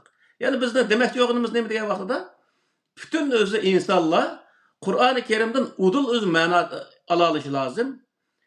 Udul onu düşünüp özü onun aş arkalık özünün meselesini hal kıla algan buluş lazım. Onun sırtındaki o tefsirler, ayetlerindeki mesel nemelerini beşini egip kalan tefsirlerindeki hiçbirisiga onda kılkı ehemmiyet verip ketişke bulmaydı. Lekin onu tamamen nime emas, emelki kişinin faydalanış menbesi kıp okup göz buldu. Lekin onunki Kur'an'ın hakiki manası muşşu. Dep tamamen müfessirlerinki degenin hemmisine Kur'an'ın manasını aynen özü aşşu degen halette bundaq göz qarashlı buluş bu hata bir narsa. Müfessirlerin to'g'ri qilganlarim bor. To'g'ri qilganlarim bor, to'g'ri ke deb asaq bo'ladi. Ammo u yerda xato qilganlarini bu degan alomat olim deb o'tirib, u xato yerini to'g'ri deb qabul qilib olish bu to'g'ri bo'lmaydi. Shuning uchun xato yeri bo'lsa, mayada to'g'ri bo'lmay qolibdi deb başka tefsirler qarash yoki Kur'an'ın metnisini yoki shu sahadagi bütün oyatlarni to'plab akirib, uni tushungan vaqtida hech qanday narsaga ehtiyoj kelmaydi. Asosan yig'ib aytgan vaqtda Qur'onni tushunishda boshqa hech qanday bir narsaga emas, Qur'ondagi tushunish, ya'ni Qur'onni tushunish metodiga ahamiyat bersa, boy deganga o'xshash bir Qur'ondagi oyatni bir oyat 5 kelgan bo'lsa, uni tafsil tushuntirgan mazmun oxirsida bor. Bunu müfessel deydi Kur'an. İkinci bir sözü bayan dep bayan kıldı. Bayan deganni izahlash. Izahlash deganning o'zi nima desa, bir yerde bir cümle ayet olgan bo'lsa, u yerda biz yaxshi tushunmay qolgan bo'lsak, u oyatning o'zini, u oyatni tushuntirgan boshqa yerda boshqa oyatlar bor. Yani bir qancha yerda bor ba'zilari. Ash oyatning hammasini bir yerga to'plab kelgan vaqtida, u nayt go'zal bir tushunchaga ega bo'lamiz. Shu vaqtda biz tushunmagandek hech qanday narsa qolmaydi.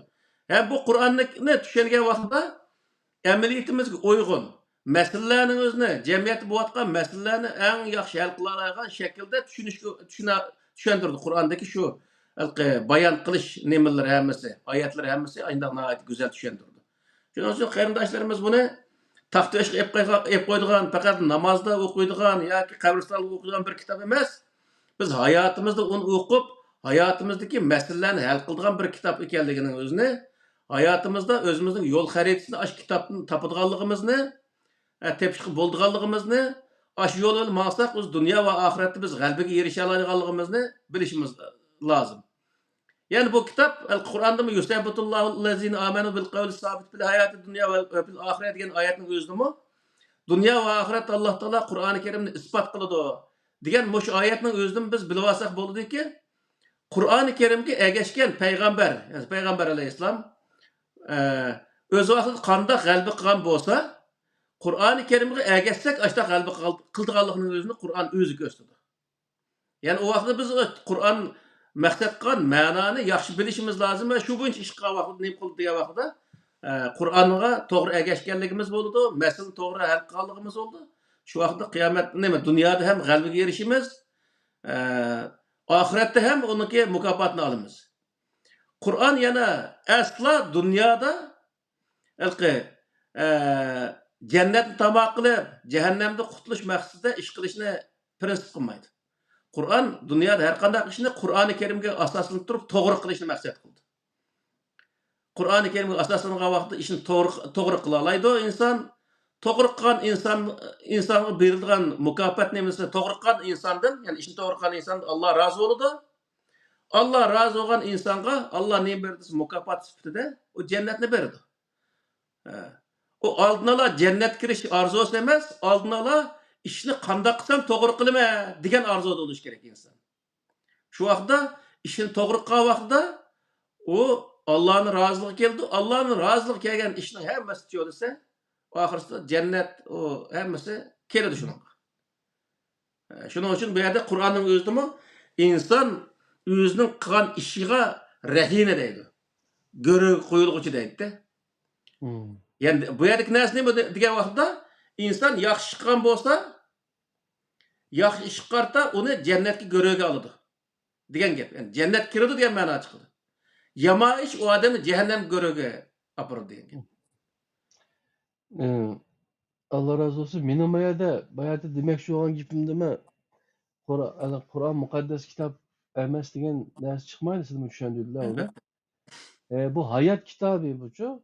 Mesela kaç günü bir ders anladım ben şu. Bu Muhammed Yusuf Hacı'mı devadı da biz Türklerde, Uygurlarda şu Kur'an-ı Kerim'ni şu yürükünün astığı koymaydıgan acayip uluk bir adet var dedi şu. Bu başka millette de yok. Şu biz Türklerde, Uygurlarda minne bek uluklap minne kılımız dedi şu. Menimce muşunu ucu hata şu. Evet. Çünkü sen onu sen yürük onun üstünde yak astıda kılışın olan ne kalmak sen şu. Mesela bir bina hazır nurgulluğun ikiz binalar var o. Sen akar yürükün astıda koysan da üzerine üydü koyalaysan onu şu üstünde koysan mı şu. Ha üstündekini bari bir töpümüzden mi şu. Bunda diğerlik yapamaz aslında şu. Aslında bir yerdeki maksat Kur'an-ı Kerim'de bek ulug'lu etip tekçük yap koysa Yakup mesela bunun yakınlaşılan yollarının hemmisini mesela bir adamını bek ulug'lu versek vay hocam dep şunda üzümüzü peşkürep yakınlaşamayımız o aldığını ütenmeyimiz o yakışı. Demek ki biz diyemeyimiz o. Ama bu Kur'an-ı Kerim bu bizim hayat kitabımız. Hayatımızga yol başçılık kıldıgan kitap. Biz onu kaçarlıkken bas elip okuyalaydıgan meyli tertimiz olsun. Meyli boğmusun. Meyli heyizler olsun bu ayalçı. Yahudiler ayalla yakın kilometre ama mesela için. Meyli o kafir olsun. Yakup olsun boğmusun için. Aşı Kur'an'ı elip okuyalaydıgan onun karşı uluşanmaydıgan hala ekep koyduğun bardak tusalgılarını biçit kılgan vaxtida onundakin o kitapni biz tushunaleymiz. Onun içinde nima yozilganligini bilalaymiz. O'zimiz to'g'ri ma'nolaymiz. Boshqalar xato gap qismi. Ya bo'lmasa bir gapini anglasakmi, tamam bu Qur'onga to'g'ri keladimi bu gaping? deb so'ralaydigan hali yetimiz. Doğru. Demakchi-da. Doğru. Endi nurg'un odamlar qandaqqa vaqti ishni hal qilib bo'ladi deb qaraydi. Boyatim biz degan gapning xulosasidan chiqadi. Bu diniy masalalarni yoki jamiyatda bo'layotgan masalalarni har qanday masalani hal qilish uchun biz boy deganga o'xshash atrofiga qo'yilgan to'siqlarni tamoman elib o'tib, faqat Qur'on qaytgan vaqtida bu vaqtda masalani hal qila olamiz. Misol bizniki shu hozir qancha qism bor? 95. 95. Shu muqaddimasini qo'shgan vaqt 96 qism bo'ldi. Muqaddimasi 0 qismdi. Shu 96 qismniki hozir shuni qo'shgan vaqtida 96 qismning ichida ahkam to'g'riliq nurg'unlagan masalalar dedik. Misol davlatchilik deymiz, siyosat deymiz, mesela ichki tashqi siyosat dedik, iqtisod dedik, sohada hammasi to'xtaldik. Aslida har bir masala bir qatimliq ders bo'lish kerak edi. Biz shu vaqtda aldirab lekin shu bir qancha ahkamning o'zini bir yil ders qilib lekin ayndaq o'zi o'tkit qoldik. Bundan keyin vaqtimiz chiqsa uni deymiz. Lekin bu yerdagi narsa nima degan vaqtda Qur'oni Karimga murojaat qilmay turib, Qur'oni Karimdagi prinsiplarni shuni tatbiqlashni bilmay turib, u masalaning o'zini hal qila olmaydi.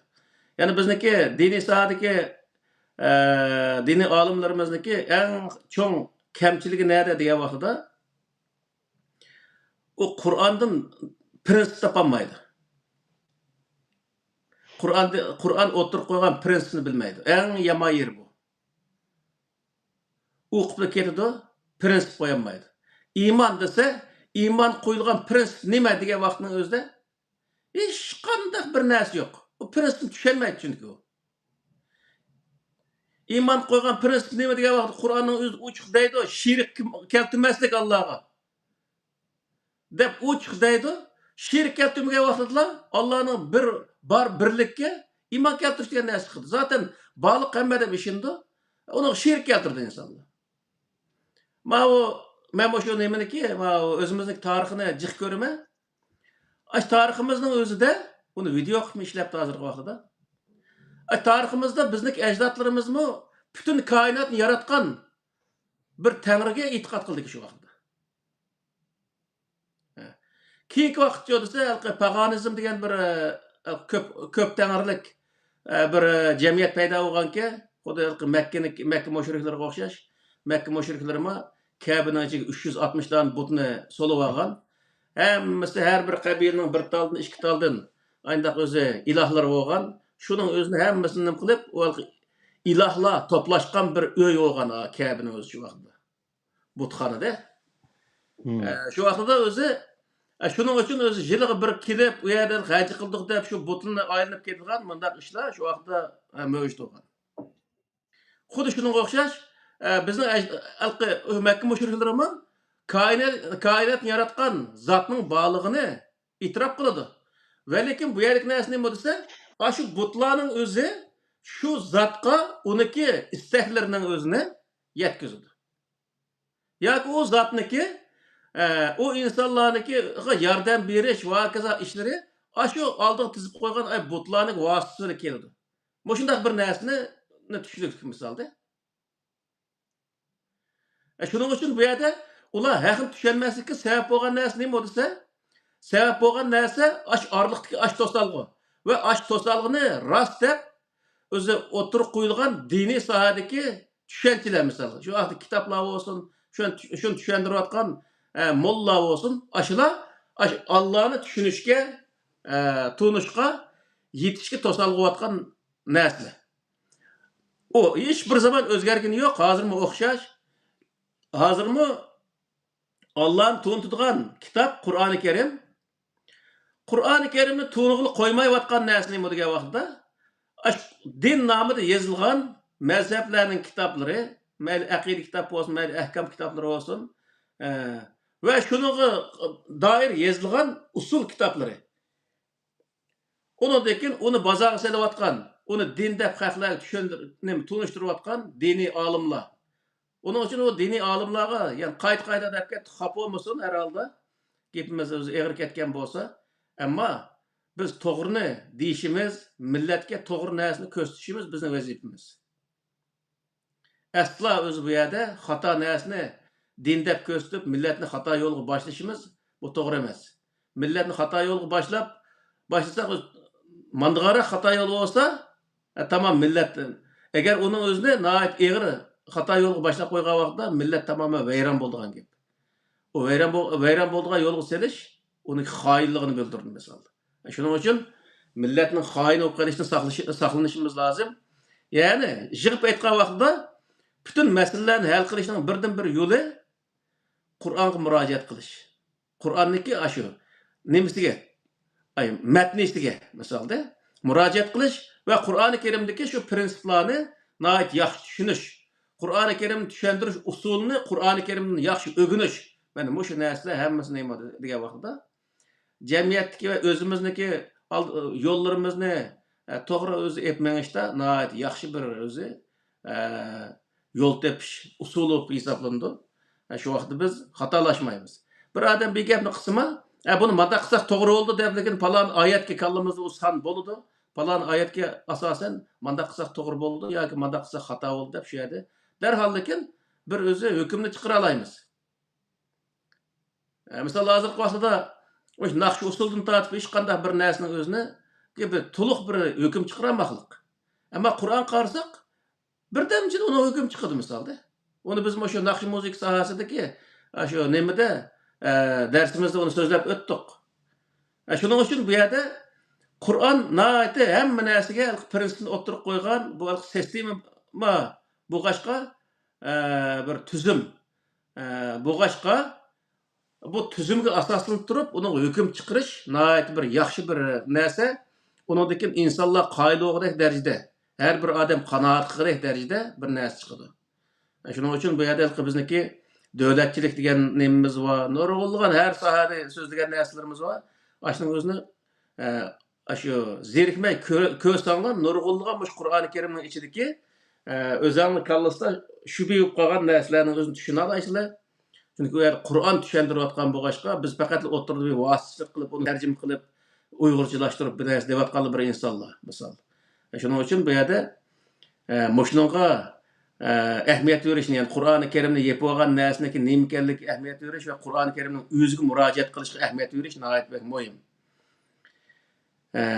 Mayli diniy soatdagi insonlarimiz olsun, mayli din mushu islom dinida menvatimiz degan insonlarimiz olsun, mushu sohalarga qattiq diqqat qilish, diniy sohadagi insonlarimizga yoki diniy kitoblarimizni o'qigan vaqtda uning to'g'ri xatolikqa aql ishiltishimiz nihoyat muhim yani.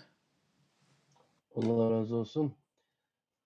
Yeni birisiga bizdeki o başka iş kılıp İslam'a alakalar siladigendek nurgun kitaplarını şu tercüme kılıqlıq meyle şiiri olsun, meyle tarih olsun, meyle fiqhi olsun degendek şu. Ama bu şu alakı Kur'an'ı tushunishga alaqadar, Qur'onning oldidagi to'solg'ularni yo'q qilib o'tish uchun Qur'ondan qanday tushuncha, qanday tushunib unichu hayotga tatbiqlik bo'ladi deydigan bunday kitoblarni tarjima qilmoqda bu qarshi. Masalan, Yusuf Qarzaviyniki bu rahmatlik 1926 tug'ilib, 2023 tugab ketibdi. Barliq kitobni tarjima qildi bu bizningki angliq derneklik uchun. Fakat bir kitobi bor. Kur'an'ı anlamada yöntem diye bir kitap var ki bu kitabı tercüme kılmalı. Türkçesi var bunun için. Ha, ha. Ama Uygurcası yok karısı. Ama şunun okşaş bir amal kılıp Kur'an'ı düşünüşke yakınlaştırmaydı da. Doğru. Bunun gibi edemelik başka nime deyimiz yaman niyet var mı dep oylaydı tekrar. Acayip işler. Önemli işler. Endi bularda endi yomon niyat bor deb qaror qilib bo'lmaydi u diniy sohadagilarda. Ularniki tushungan dini shu, dinni tushunish usuli shu aslida. Biz deyotgan narsa nima degan vaqtda dinni tushunish usuli u emas deyapmiz-ku. Dinni tushunish usuli, u usul tafsir, usul fiqh, usul hadisni o'qish bilan dinni tushunib bo'lmaydi. Hadis o'qish bilan, fiqh o'qish bilan dinni tushunib bo'lmaydi. Yoki tafsir o'qib, u mufassirlarni yozib qo'ygan narsaning hammasini to'g'ri deyish bilan dinni tushunib bo'lmaydi. Dinni tushunish usuli Qur'oni Karimda Alloh taolo o'sha Qur'onning o'zini mushundaq usul bilan tushunsang, uni tushuna olaysan degan bir qoida bor. Misol Sura Hudning 5-da Estağfirullah Elif Lam Ra kitabun uhkimat ayatuhu sümme fussilet min ladun hakimin habir Allah ta'budu illallah degan oyat bor. Mushu diniy soat o'qigan odamlar so'zma-so'z yaxshi qilib tarjima qilib ko'z bo'ldi. Ashuni tarjima qilgan vaqtida dinni tushunish usulini, masalan, Qur'onni tushunish usulini o'zini Qur'on ashar bayon qildi. Yana bir oyatda inna alayna bayana degan oyat bor. U Qur'oni Karimni tushuntirish, ya'ni sharhlash bizning ustimizlik ish deydi Alloh taolo. O nima degan bo'ldi degan vaqtda Qur'oni Karimda bir yerni sen tushunmagdek darajada bir yer bo'lib qolgan bo'lsa, uni mutlaqo tushuntirgan, ya'ni men tushuntirgan boshqa bir oyatlar bor, ashar izda shu vaqtda uningga sen tushuncha hosil qila olaysan degan gap endi. Mana bu ikki nuqtaning o'zini yaxshi bilsa, aniki ashuna amal qilsa, u vaqtda u Qur'onni tushungan bo'ldi. U Qur'onning o'zini biz burungi darslarda deb o'tdik. Bu oddiy til bilan tushirilgan bir kitob. Naytılqı nemirleri yaxşı bolsunmu? Cemiyette jiq adam tushuna oladigan mundaq holatdagi bir kitob. Yani o'z vaqtida 7 qiroat bo'yicha tushgan Qur'on degan mundaq narsalar bor. Keyin buning o'zini shu neminiki Qurayshniki o'zi lahjasida ekan, shu nemisiga lug'atiga asoslangan degan nima bor. Çünkü o saatimni qilgan boshqa. Bu yerdagi narsa nima degan vaqtda Xudoylqi Araplarmi shu turkiy millatlarga o'xshash, hozir Uyg'urlar, Qozoqlar, Qirg'izlar, O'zbeklar, Turkmanlar degandek mundaq ashuna o'xshash qabilaning ichida farqli mundaq bir narsalar bor-da. Xuddi endi shu yerda misol biz bo'ri desak, bir bo'rining o'zini biz bo'ri deymiz misol. Uni ma u nimaga qozoqlar nima deydi? Qashqir deydi misol. Endi u yerda nima degan vaqt 7 qiroat bo'yicha degan vaqtda u Yanbi qabilaniki qashir kelgan vaqtda payg'ambar alayhisalom oyatni tushundigan vaqtda misol deyapman-da, bir bo'ra degan bir kelima kelib qolgan bo'lsa, so'zda Qurayshning o'zi, Quraysh qabilasi uni bo'ra deb nima qildigan ifodalaydigan bo'lsa, bo'ra kelimasi bilan oyatda qashqir deb ifodalaydigan qabilani qashqa kelgan chog'da bo'ra kelimasini ishlatmay qashqir degan o'zi kelimani ishlatgan so'zlar bo'ldi-da, misol. Bundaq narsalar bor bu yerda. Bu yerda 7 qiroat desa, oyatda elifni so'zib, mayani so'zmaydigan unda qiroat emas. Kelima jihatda ma'no bir. Misol, biz nonni non deymiz. Bir non deymiz, va turkcha o'zi ekmek deydi misol. Bu yerda misol biz Qur'onni tarjima qilgan vaqt bu yerda non, xubz degan bir kelima kelib qolsa, uni Uyg'urlar tarjima qilgan vaqt nima deb tarjima qilamiz? Non deb tarjima qilamiz. Turklarning qashqa kelgancha ekmek deymiz uni o'zini. Xuddi shunga o'xshash payg'ambar alayhisalom o'xshamagan qabilalarning qashqa kelgan vaqtda oning o'zini, nonning o'zini non deb bildigan qabilaning qashqa kelgancha non, un ekmek deganni qashqa kelgan vaqt bir millat bo'lsa-mu, un ekmek deydigan qashqa ekmek misol. Biz galastikning o'zini galastik deymiz. Turklar uni karvat deydi. Karvat degan biz yotilgan yerning o'zini karvat deymiz odatda. Sapani biz sapa deymiz, ular qo'ltiq deydi misol. U kelgancha biz o'zimiz til bo'yicha turkni qashqa olgan vaqtda sapada o'ldigan chog'da manda desak turkni sapani tushunmaydi. Shuning uchun bu yer Qur'ondagi andaq o'xshamagan millatni qashqa kelgan chog'da uni tushuntirish yuzasidan bo'lsa-mu, uni kelimani andaq almashtirganlik haqida Qur'onda bundaq Qur'ondagi tushish jarayonlarini tushuntirgan kitoblarda boshqa narsalar bor. Shu bu yerdagi narsa nima degan vaqtda bütün şu til birligini bir yerga akilish uchun hamma o'zi shu lug'atning hammasini bo'ldi. Payg'ambar alayhisalom kimdi? Quraysh qabilasida. Andaq bo'lsa, bütün o'z Qur'onning ichidagi shu oyatlarning hammasini faqat shu bir nimaga lug'atga jamladik. Shu payg'ambar alayhisalom Quraysh qabilasiga tushgan narsa kelim bilan ifodalagan qo'yib, qolganning hammasini kesib tashlab, shuni birini qo'yib qo'ygan, keyingi vaqtda desa, Umayya Abbosiya sulolasi zamoniga kelgan vaqtda asta-asta til birligi bir yerga kelgan misol. Bu nurg'ulg'a arablar nurg'un foydani keltirgan Qur'on. Misol shu til birligining o'zidimi Qur'onning nihoyat cho'ng roli bor.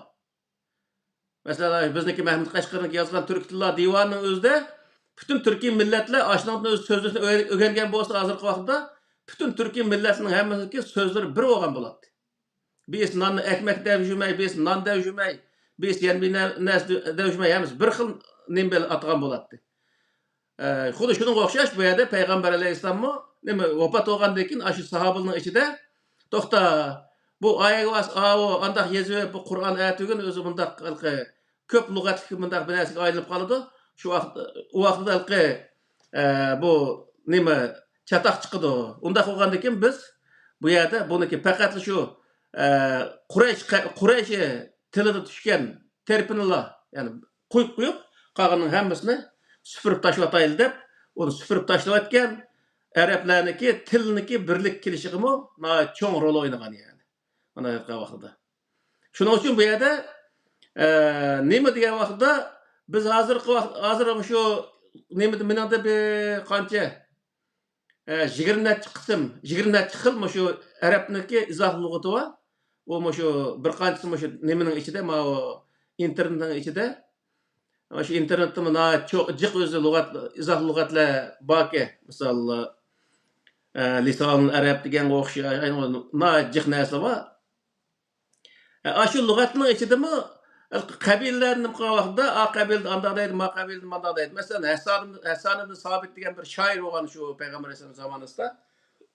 Ash qabil, ash odamniki nemisini she'risini jiq oladi. Shu nimaning o'zida, shu tafsirning o'zida, tafsirning ichidan bo'libmi, Qozi Bayzaviyni jiq she'rini akeldi. Sababi nima degan vaqtda bir oyatdagi bir lug'atning o'zini ifodalamoqchi bo'lsa, shoirlar shu vaqtda shu lug'atni qanday qo'llangan, qaysi ma'noda qo'llanganligi uchun qo'llangan, shuni dalil qilish uchun shu payg'ambar alayhisalomning zamonasida yoki undan burungi aytilgan she'rlardagi ifodalashning o'zini akelib, mana bunday ifodalandi, bunday ma'noni ifodalaydi bu deb aytib nima qildi. Shuning uchun bu yerda Arapniki konu edebiyatlarını biliş, mesela Eşir muallakı deyimiz, Sebi muallakı deyimiz, Makamat-ı Harir deyimiz, onun da başka şu zamanlığa mensup bolgan, yak Peygamber Aleyhisselam'ın zamanı, yak onun 20-30 yıl keyingi zaman bolsa-mı, hem til özgürüp ketmegen zaman bolsa, misal, oma jih paydası oldu. Aşındaq näsilini okugan adamlarga bu Qur'oni Kerimning ichidagi bu oyatlarni, bu kelimlarni tushunish o'ng'ay to'xtaydi. Shu vaqtda Qur'onniki haqiqiy ma'nosining o'zini tushungil bo'ldi. Masalan, boya biz salat kelimasi to'g'riliq nima qildik? Salatning o'zi hozir namoz deb lekin faqat ashtaq tarjima qiliqliq. Aslida uniki lug'at ma'nosi shu koni til bo'yicha yordam qilish degan ma'noni ifodalaydi. Hem onunki istilah ma'nosini o'zi namoz, duo degan shundaq narsalarga nim qilib Qur'oni Karimning ichiga chiqqan butun salatning hammasini namoz va duoga yig'inchoqlab, millatning o'zini faqat namoz o'qib duo qilish bilan band qilib, shundaq o'zi qilib qo'ygan. Uning uchun bu yerda shundaq haqiqiy ma'nosini nim qilgan vaqtda o'zaro bir-biriga yordam qilish bu insonlikning eng cho'ng o'zi insoniy xislat, misol. Bir adam qiyinchilikda qolib qolsin yoki bilim jihatda qiynalib qolsin yoki bir og'ir yenik narsalarni ko'tarish jihatda qiynalib qolsin yoki muomala jihatda qiynalib qolsin, har xil jihatdagi insonlarning nurg'ulg'an qiyinchiliklari bo'ladi. Ayda qiyinchiliklarga har jihatdan bir-biriga yor yo'lak bo'lish bu insonlikning ichidagi eng cho'ng o'zi bir majburiyat. Ya'ni Alloh taolo uning uchun Qur'oni Karimda salat kelimasini najih yerdan 80 natijada meniki esimde qolishi balki onundan jihmiki ayndaq o'zi zikr qiladi. O'shaning hammasi nima bo'ldi degan vaqtida salat kelimasining haqiqiy ma'nosini tushungan vaqtida uniki insonlarga beradigan foydasini tushungili bo'ldi. Uni apirib, ashunda duoga yoki namozga apirib qo'ygandan keyin u inson foydasi tegmagan bir narsaga aylangan gap. Şoňa bizde tarixdan buyan mush salatning o'zini duo, namoz deb kelgandan keyin namozni jiq o'qiydigan, duoni jiq qildigan bo'lib, u namoz bilan duo bu ish qilish öyle hech qanday ishni hal qilolmaydigan bir holat tushib qoladi misol. Şoňa bu yerda namozni yomon ko'rsatganlik emas. Namozni Alloh taolo farz qilgan bo'yicha o'qisak bo'ldi. Ammo uning sirtida Alloh taolo xalqi bo'lmagan narsani kesh qilavergan o'rinda boshqa narsani o'rganish, boshqa bir ishni qilish bu o'zi yaxshi bir narsa. Shuning uchun bu Qur'onni tushunishni yana bir eng cho'ng o'zi nima terpi nima degan vaqtda Arabniki konu edebiyatlarının özünü aktarıp ko'rgan vaqtida payg'ambarlik shu zamonda qilgan ish harakatlar misol shu Ibn Ishoqqa o'xshash misolda shu nima tarixi Tabari degan o'xshash shunday tarixni inchikilab o'qib masalan diniy sohadagi insonlar yozgan kitob emas boshqa shu o'zi normal yozilgan tarixni o'qigan vaqtda Qur'onning ichida nurg'ulg'an narsalarni o'zini tushungan bo'ldi misol. Bunda o'qish orqali Qur'onni keng doirada jamiyatga mos keladigan, jamiyatga masalalarni to'g'ri hal qila oladigan usulni tushunish bu hozirgi shu deyotgan chigilishib ketgan shu masalalarni hal qilishga zo'r ahamiyati bor. Shuning uchun qarindoshlarimiz bizning ba'zi bir gapni qilishimizda xafa bo'lishni hech qanday hojat yo'q. Ammo Qur'onning o'zini tushunishga tirishsa hech qanday o'zining bo'lmaydi misol. Ziyni bo'lmaydi. O'tgan bir arab olimniki gapini qilib birisi gap mesela Kösen ustazının özü gap qilib tashladi. Shu andaq mana deb. U odamning devatqinning u odam tushunib otamdi. Yoki sizni kallang o'tmasa u odam devatqini xatomi? Sen uning o'zi murtad, murjiya, kafir deb hukm qilishning o'rniga o'zing sen olim bo'lsang, berib shu odam bilan so'zlashmamsan. Butun dunyoda jaslab uning o'zini onu eski adam millatga tunishtiruvchilik. Mesela Türkiye'de men yo'q hozirgi vaqtda Türkiye'de bo'lsam aşı hazırki Kur'ancı degan adamlarning hammasini qashig'i berib, paranglashib, ularning nurg'un bilimlarini o'rganib, mesela, mening nurg'un xato o'zi o'rganolmay qolgan yoki yerlarim bo'lishi mumkin. Balki mening nurg'unlagan ularga foydam tegishi mumkin. Chiroyli suhbatlashib, ishni suhbat bilan hal qilsa, u vaqtda nurg'unlar o'zim foydalanadi, boshqa odamga foyda bera oladi misol. Bir odam o'ziniki e'tiqodidagi narsaga o'xshamaydigan bir gapni qilib qo'ysa, kafir, murtad, murjida 5 patman qalpoqni kiydirish hech qanday hojat yo'q. Ilm o'qigan, ahli ilm degan bir narsaga haqorat bu narsani o'zicha. Qanaqa dushman yaratishdan boshqa bir narsa yo'q shu bizning kallamizda. Özümüz Bu kesik. bütünlay Mekke müşrikleri yoki şu tarixdan bu yan payg'ambarlar qarshi turgan insonlarni tutgan yo'li shu. Hamda bu Xitoyning tutgan yo'li ham bir tarafdan aytgan vaqtida.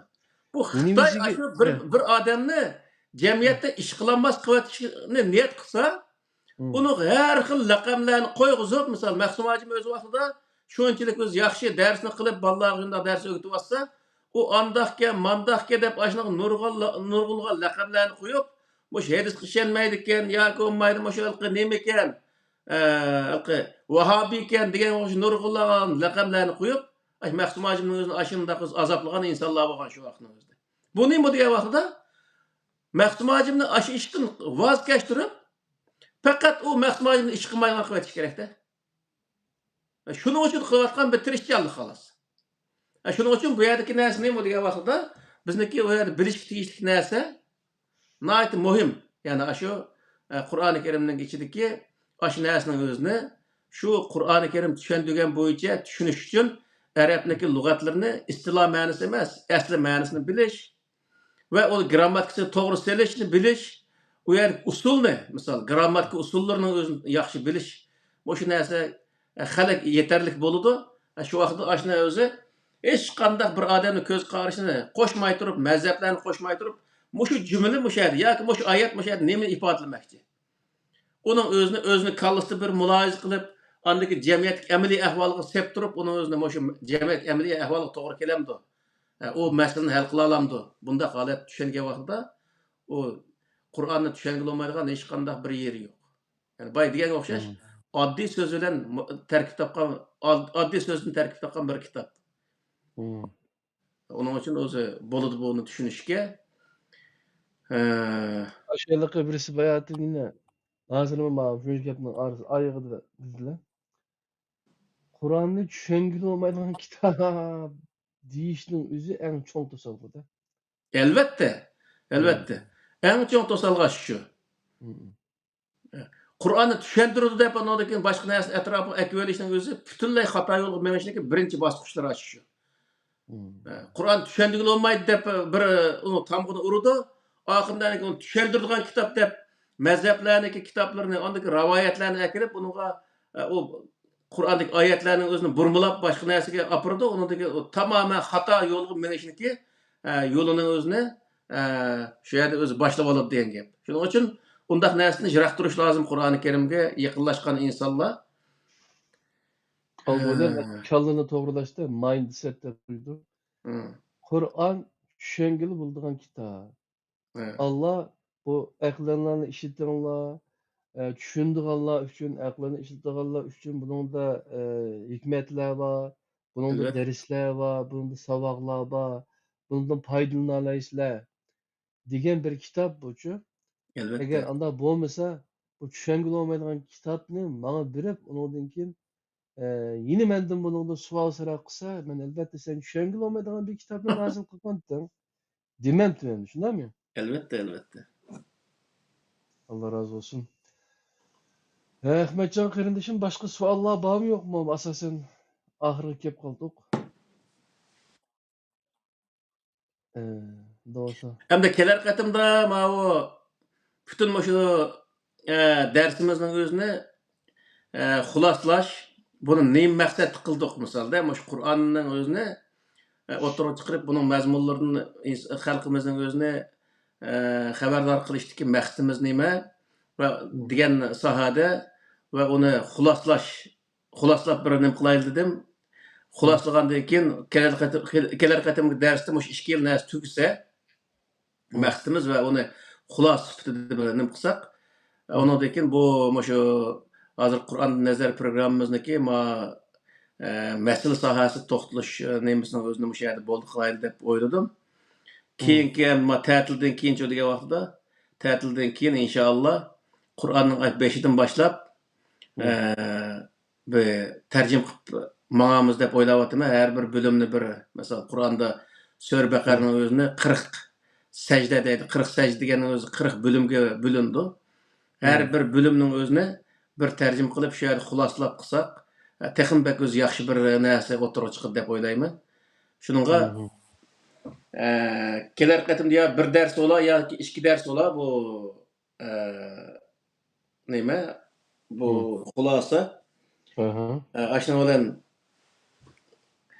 keler qatim ders aşı olsun dep oýuldum hemde. Meyli Allah razı olsun. Elime yaman uzun bir dersler bulup gitti buçu. Eee, Da olsama yine bir kuruk gap kılmadık işgalip toğru Doğru. gapni yetkizişke tirişdik. Allah razı olsun. Onda olsa kişiler 96. sanda karındaşlar bilen yine yüz görüşümüz. Allah razı olsun ustaz. Rahmet sizge. Oldu Allah'a emanet. Kadirlik Kur'an'ın nazarı programısının körünmenleri bugünkü Kur'an bilen aramızdaki tusalgılar degan dersimiz Mişe'de tamam buldu. İnşallah yeni keler hafta yine şu saatlerde görüşürüz. Nisp olsun. Esselamu Aleyküm ve Rahmetullahi ve Berekatuhu.